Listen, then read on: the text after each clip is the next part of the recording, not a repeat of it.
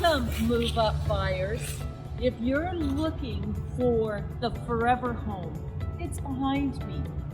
It is close to the lake for all the festivals here in Burlington, close to the mall, has been totally updated. The kitchen is to what we call die for. It's a gourmet kitchen and brand new ensuite bathroom.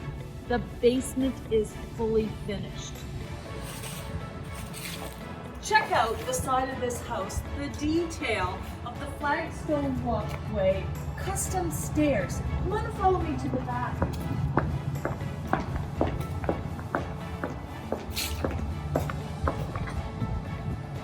As you can see, in our backyard we have towering trees, fully fenced, and big enough to put a swimming pool in. An entertainment-sized deck that goes across the house. Awesome for summer entertaining. Now that I've shown you the custom features of the outside, let's go through this happy red door and see the interior.